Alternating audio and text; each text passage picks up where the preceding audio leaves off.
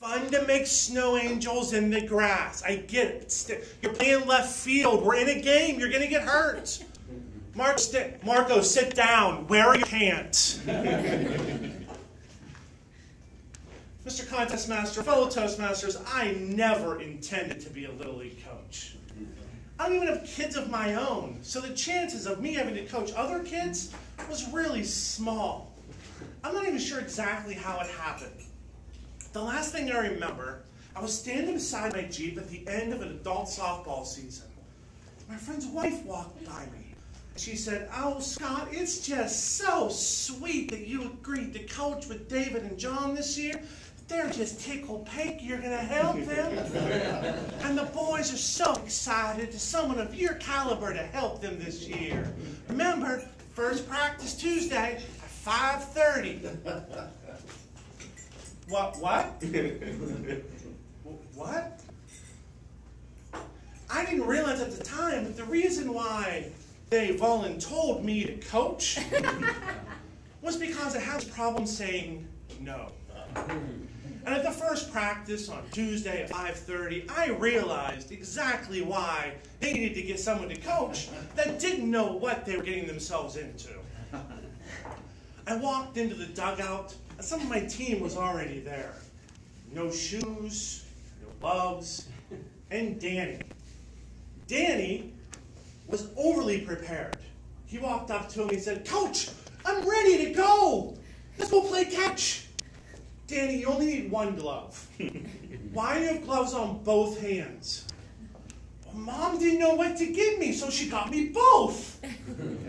"Okay, when you catch, what hand do you use?" "I don't know." "All right, let's go play catch and find out." So I walked out to the grass, I took a ball, and figuring this probably wasn't going to go well, I threw an underhand to him, and Danny got ready. Thwack! Uh-oh. Takes both gloves, scoops it up like a bulldozer, and holds it in his hands. Looks at me, looks at the ball. Looks at me, looks at the ball. Drops the ball. I got it. Picks it up, throws it overhand. Oh boy, not only do I not know what hand he throws with, I don't know what hand he catches with. This is going to be bad. Danny, why don't you go to right field, and we'll figure this out a little bit later. That was the high point of the first practice. Now, my team ended up 0-12 that year. And our record really overstated our incompetence. We lost a game to a team that was supposed to forfeit. They had 6 players. We still lost. At the end of the season, I pulled my team together and I said, "All right, guys, this wasn't the best season. We didn't win, but who had fun?" "I had fun. I had fun, Coach. Great. What did we learn this year?" And I started asking players one by one, what did they learn? And the first one, I had to know what he learned was Powers.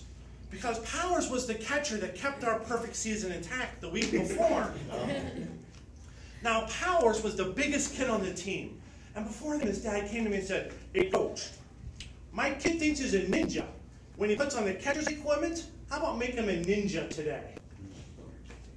"Sure, we're 0-11.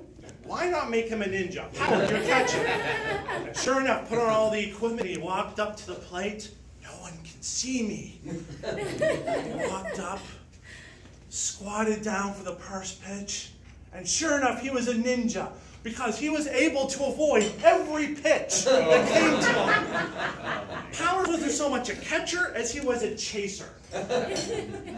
Every pitch, he would squat, it would pass him, he'd run back, get it, run halfway back to the mound and throw it to the pitcher. Run back and repeat the process.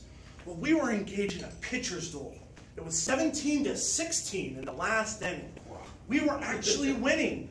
2 outs, bottom of the last inning, runners on second and third. All we had to get was 1 more out. And the kid batting was Cameron. Cameron was the smallest kid in the league. His hat was so big that he couldn't see. He had more of a probability of getting hit by the pitch than hitting the pitch. We got this. There's Powers, squatting and catching. First pitch comes bouncing past him. And amazingly, as it hit the backstop, it bounced straight up and into his glove. Well, the runner on third, realizing that he hasn't caught a pitch the entire game, broke for home. Powers catches the ball. I see him catch it, I turn. Tag him! Tag him! Okay, he runs towards the runner. He stops. The runner stops. It's a standoff. Powers hears me again. Tag him! Okay, drops the ball, drops the glove. You're it! And he runs. The runner standing there, disbelief. One, he's it. And two, I get to score. He walks across the plate and stands there. Second runner comes across the plate and scores. Perfect season intact. We are perfectly imperfect yet again. The paragon of futility. I asked everyone else what they learned that year. Little Danny said, sometimes it's good to make a choice. He ended up being right-handed. Who knew? Marco said, I should wear pants in public. Good advice for all of us, no matter what age we are. I may not have wanted to coach that first season. I didn't know what I was getting myself into. But those kids taught me more that year than I ever taught them. It's obvious because we were 0-12 that year. The next year we won 2 games.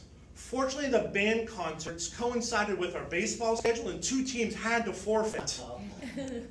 3 years later, we won a state title. Wow. It's amazing what happens when kids fall out to play other sports like soccer. I am thankful I was voluntold to coach. I am thankful I met Marco, I met Danny. And when you go to a Little League field this year, just know that on one of those teams, someone came to practice and forgot to put on pants.